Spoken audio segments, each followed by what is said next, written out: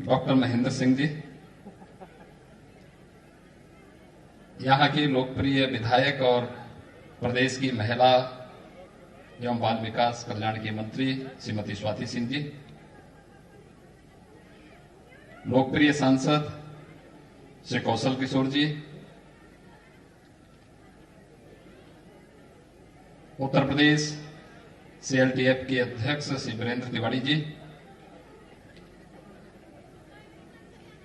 GCB के chairman Shri Dinesh Tiwari ji, Bharatiya Janata party के जिला के अध्यक्ष श्री कृष्ण बोधी जी, श्री रामबाबू द्विवेदी जी, अपर मुख्य सचिव कृषि डॉक्टर देवेश चतुर्वेदी जी, अपर मुख्य सचिव सूचना श्री नवनीत सहगल जी, आज के इस कार्यक्रम में उपस्थित यहाँ के मंडलायुक्त, जिलाधिकारी और अन्य कृषि विभाग से जुड़े हुए सभी अधिकारीगण, इस क्षेत्र से जुड़े हुए सभी उपस्थित किसान भाइयों बहनों, प्रदेश में किसान कल्याण मिशन का शुभारंभ करते हुए और लगभग 100 स्थानों पर किसान कल्याण केंद्र का उद्घाटन करते हुए मुझे बहुत प्रसन्नता की अनुभूति हो रही है। मैं इस अवसर पर प्रदेश के अपने किसान भाइयों को हृदय से बधाई देते हुए उन सब का अभिनंदन करता हूं और किसान कल्याण केंद्र उन्हें समर्पित भी करता हूं।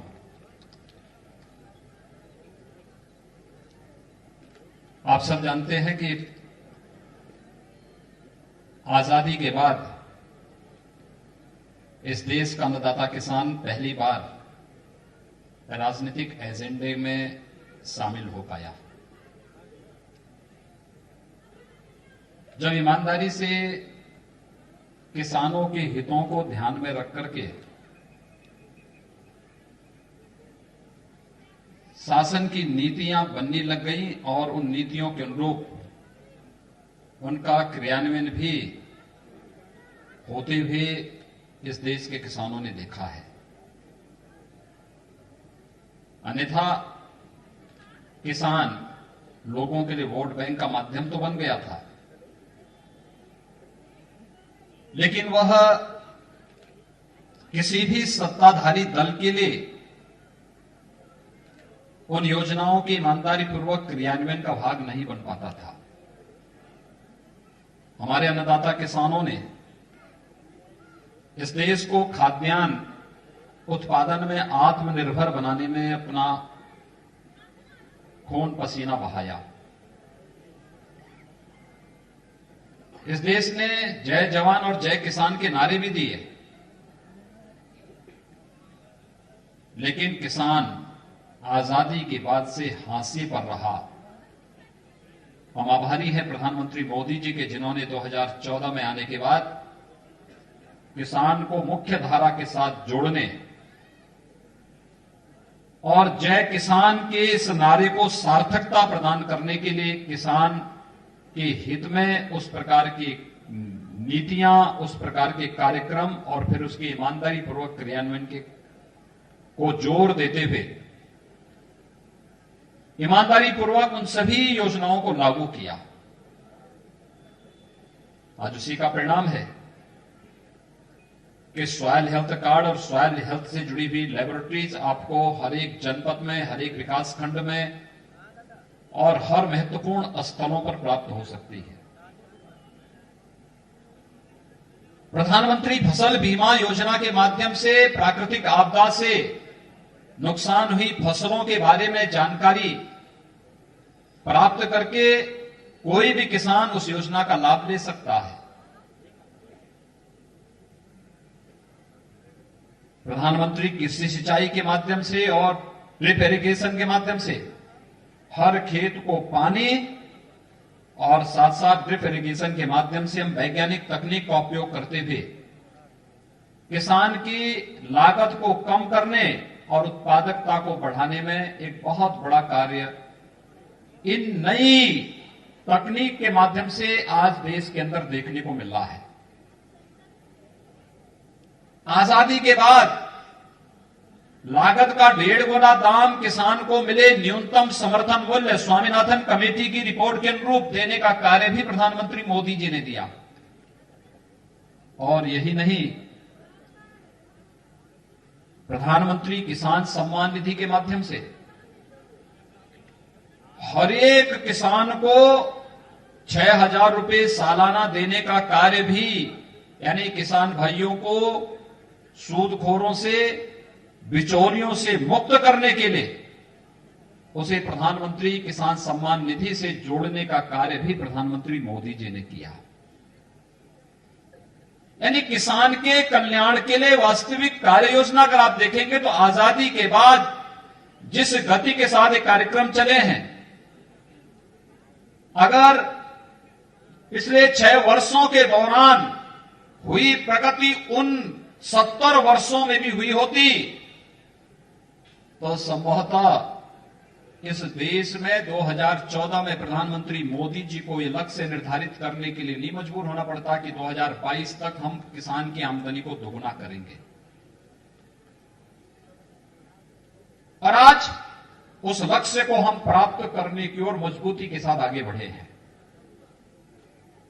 मजबूती के साथ आगे बढ़े हैं। याद करिए 2004 से 2014 के अंदर इस देश के अंदर सर्वाधिक किसानों ने आत्महत्या की थी, और 14 के बाद जब किसान देश के राजनीतिक एजेंडे का हिस्सा बना, केंद्र सरकार ने किसानों के हित के लिए उस प्रकार के कार्यक्रम और योजनाएं बनाई। आज उसका परिणाम है देश के अंदर किसान आत्महत्या नहीं बल्कि आमदनी को दोगुना तिगुना करने के लिए नई नई तकनीक को अपनाते हुए वह तेजी के साथ आगे बढ़ता हुआ दिखाई दे रहा है। मैं इस अवसर पर अन्नदाता किसान भाइयों का हृदय से अभिनंदन करता हूं, स्वागत करता हूं। आज का ये कार्यक्रम उसी का हिस्सा है। आज का ये कार्यक्रम किसान के हित के लिए किए जा रहे कार्यक्रमों को आगे बढ़ाने का ही एक हिस्सा है। याद करिए जब प्रदेश में आपने भारतीय जनता पार्टी को चुना था तो भारतीय जनता पार्टी की सरकार ने, हमारी कैबिनेट तब तक नहीं बैठी थी जब तक हम ये तय नहीं कर पाए थे कि किसानों का कर्जा माफ होना है। लघु और सीमांत किसानों का 1 लाख तक के कर्जे को माफ करने का निर्णय हमारी कैबिनेट ने पहली बार लिया। पहला निर्णय कैबिनेट का यही था। 1,15,000 करोड़ रुपए गन्ना किसानों का गन्ना मूल्य का भुगतान किया गया। बंद हो रही चीनी मिलों को फिर से चलाने की कार्रवाई प्रारंभ हुई। चीनी मिलों के विस्तारीकरण और नवीनीकरण की कार्रवाई तेजी के साथ आगे बढ़ी।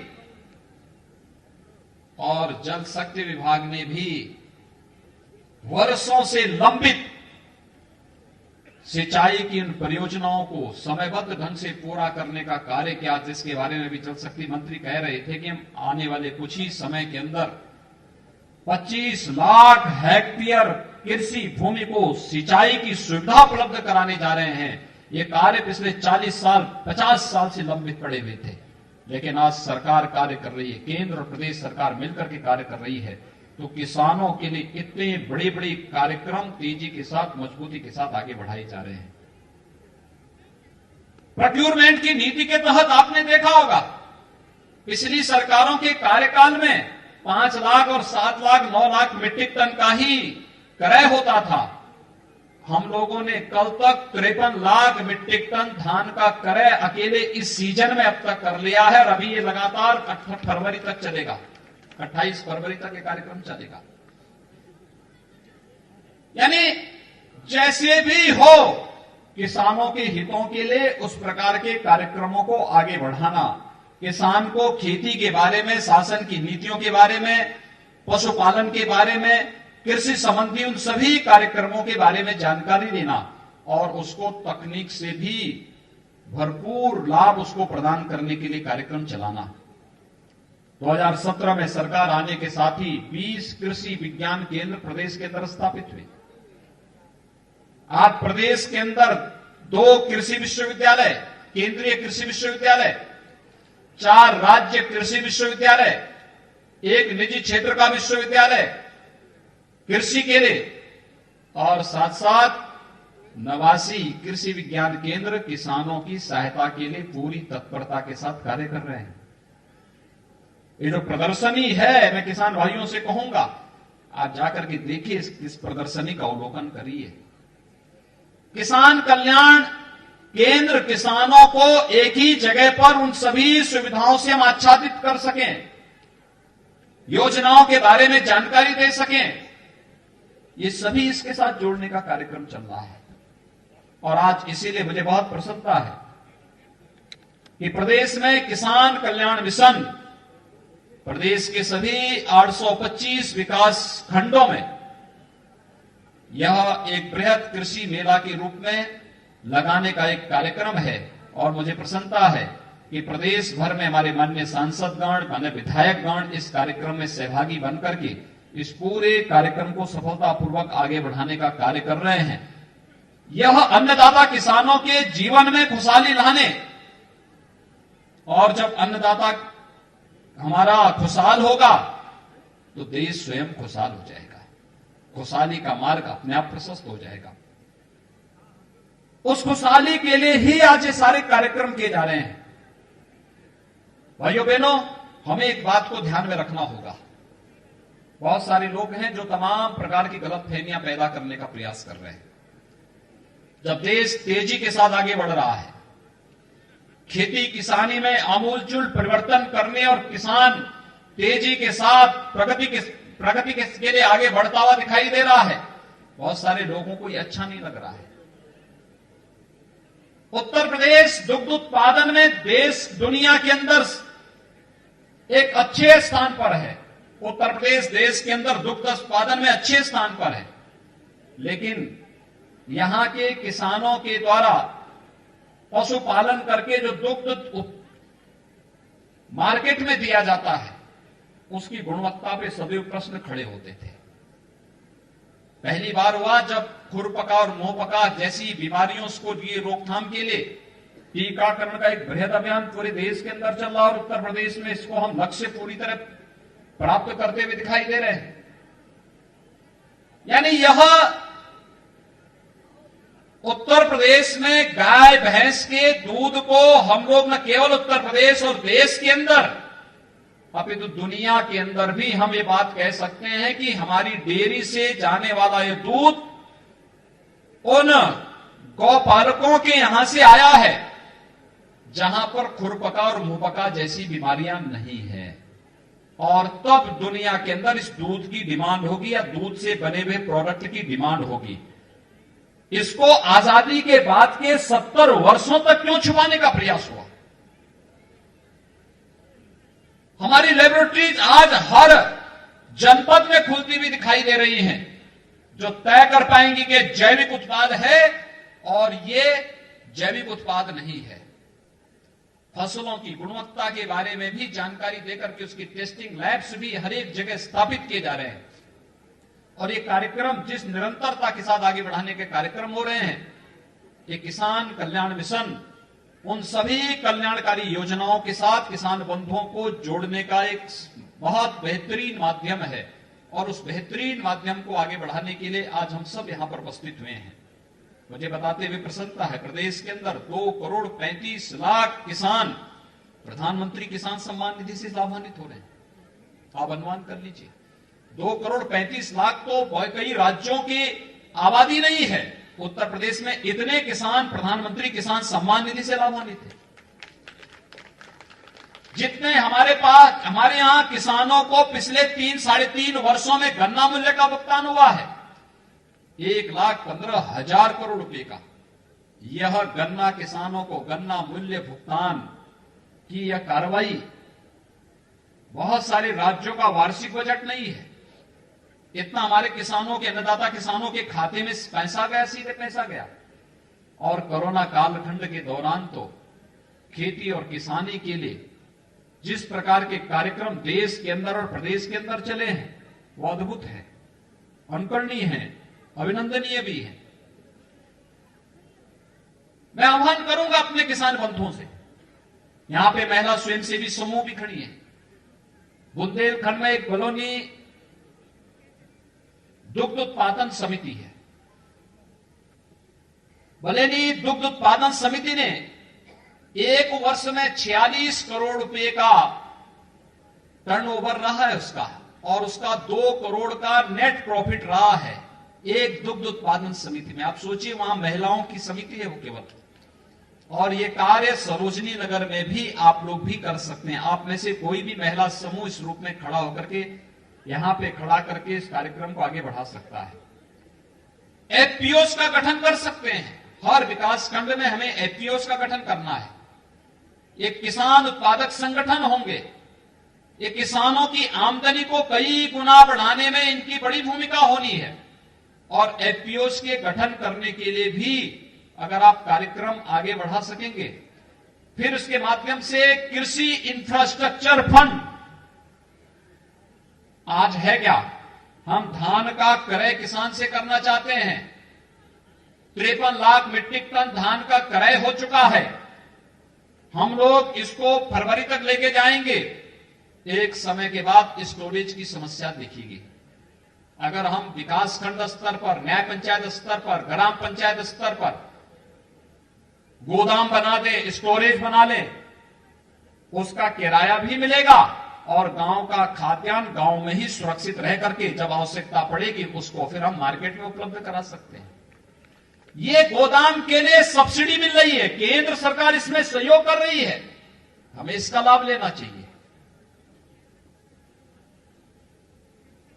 ये कार्यक्रम अगर हम आगे बढ़ा पाएंगे, कृषि इंफ्रास्ट्रक्चर के लिए जो पैसा है उसका उपयोग कर पाएंगे, बेहतरीन तरीके से इसको आगे बढ़ा सकते हैं। ऐसे ही आप लोग जो है, जो किसान बंधुगण है, मैं उनसे कहूंगा ड्रिप इरिगेशन की तरफ चलिए। सरकार इसमें काफी सब्सिडी भी दे रही है। आप लोग ये मत मान करके चले कि डॉक्टर महेंद्र सिंह लखनऊ के ही है तो जो है अब पानी जितना है खेत में उतना पानी खेत को लबालब कर दो। ड्रिप इरिगेशन के साथ जुड़िए। कम पानी में बेहतर खेती, और बेहतर खेती के माध्यम से किसान की लागत को कम करना, उत्पादन क्षमता को बढ़ाना, और जब लागत कम होगा उत्पादन ज्यादा बढ़ेगा तो किसान खुशहाल होगा, उसकी आमदनी दुगनी से ज्यादा होती भी दिखाई देगी। इस कार्यक्रम के साथ हम सब आगे बढ़ेंगे।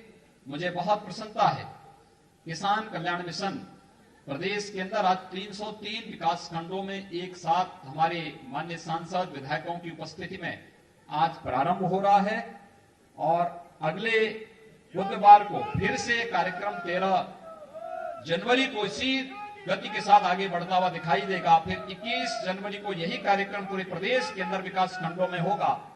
मुझे विश्वास है हमारे किसान बंधुगण इन सभी योजनाओं का लाभ लेकर के किसानों की आमदनी को कई गुना बढ़ाने के इस लक्ष्य को प्राप्त करेंगे, और आदरणीय प्रधानमंत्री जी की मंशा के अनुरूप एक खुशहाल अन्नदाता किसान, खुशहाल भारत की नींव के रूप में कार्य कर पाएंगे। इस विश्वास के साथ मैं आज के इस किसान कल्याण मिशन के शुभारंभ के अवसर पर आप सभी अन्नदाता किसान भाइयों बहनों का हृदय से अभिनंदन करते हुए आप सबके प्रति अपनी शुभकामनाएं देता हूं, और विश्वास व्यक्त करता हूं कि सरकार के जो अभियान है वह किसानों के कल्याण के लिए है। हमें बिना किसी बहकावे में आए, बिना किसी